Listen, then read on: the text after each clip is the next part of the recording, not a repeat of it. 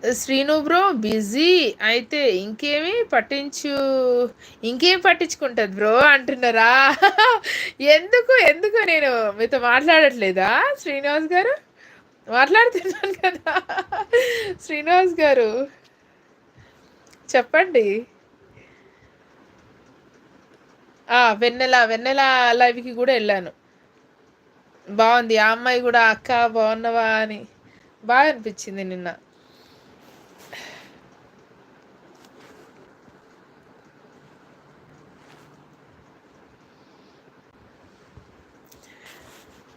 ఇంకా చెప్పండి. ఈ రిస్ట్రిక్షన్స్ అన్నీ ఎప్పుడు ఎత్తేస్తారో దీంట్లో. మాకు జెలసీ అంట. ఎందుకు జెలసీ? మీరే చెప్పారు కదండి. కొత్త వాళ్ళు రావాలి, వస్తే వాళ్ళతోటి మాట్లాడితే బాగుంటది, కొత్త కొత్త వాళ్ళు వస్తేనే కదా ఛానల్ గ్రోత్ ఉంటది అని. ఆ, అట్లా అస్సలు నేను అన్ఎక్స్పెక్టెడ్ అసలు. మీరు రోజు దీపం పెడతారు కదా దేవుని ముందు రోజు, అందుకే మీరు కోరుకున్నారు కదా, అందుకే జరిగి ఉంటది. శ్రీనివాస్ గారు మీరు బాగా ఫన్నీగానా? మీరు బాగా మంచి ఎమోషన్తో కోరుకొని ఉంటారు. అయ్యో నాకు తెలిసిన వాళ్ళ ఛానల్ ఇంకా తక్కువ ఏమంటారు, లిమిటెడ్గానే ఉంటుంది, ఎక్కువ స్పీడ్ అందుకోవట్లేదు అని బాధపడ్డారు కదా మీరు. అందుకే అనుకుంటండి దేవుడు, అయ్యో నా భక్తుడు ఇంత బాధపడుతున్నాడా అని. నేను ఇంత బాధ పెడుతున్నానా ఆయన్ని? నో. అయితే వెళ్ళండి, యూట్యూబ్ గేట్లు ఎత్తేయండి అని పంపించారనుకుంటా ఆ వ్యూయర్స్ అందరినీ నా ఛానల్లోకి.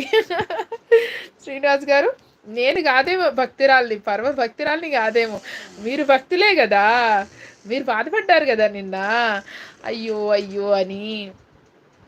అబ్బా అబ్బా ఏం చెప్తిరి అంతే కదా శ్రీనివాస్ గారు. మీరు బాధపడలేదా చెప్పండి. మీరు అన్నారు కదా ఫీల్ అయ్యి.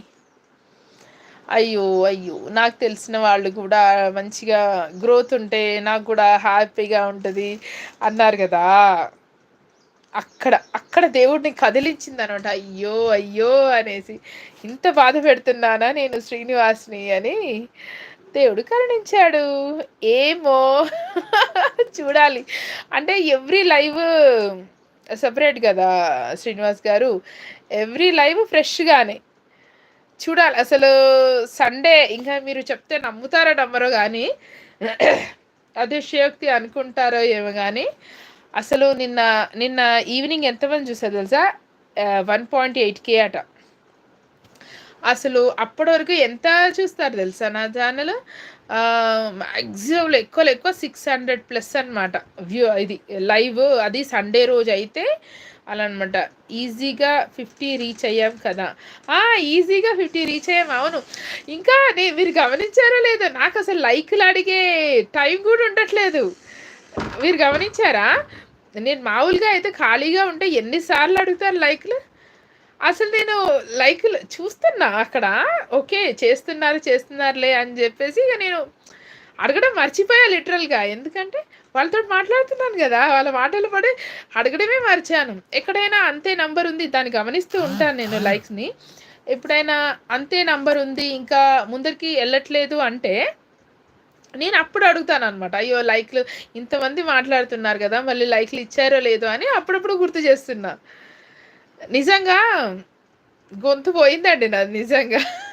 అంతమందికి సమాధానాలు కంటిన్యూస్గా మాట్లాడి గొంతు పోయింది. అసలు ఎక్కడైనా నిశ్శబ్దంగా ఉండేంత సంధి ఇచ్చారు అసలు ఇవ్వలేదు. ఒకవైపు ఆనందము, ఇట్లా గొంతుని ఎక్కువ ఆడేస్తే గొంతు పోతుందేమోనని అదో భయము. శ్రీనివాస్ గారు కావాల్సిన దానికంటే ఎక్కువ వాడేస్తుండే గొంతు. అసలు డైలీ నేను మామూలుగా ఈ యూట్యూబ్ ఛానల్ స్టార్ట్ చేయకముందు నేను మాట్లాడేది ఎందుకోసము, నేను పనులు చేసుకునేటప్పుడు పాటలు పాడుకోవడానికి, మెల్లిగా హమ్ చేసుకోవడానికి మాత్రమే నా స్వరపేటికని యూజ్ చేసేదాన్ని.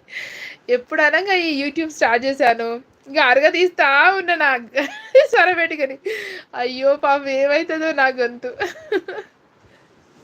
భయం వేస్తుందో దిక్కు.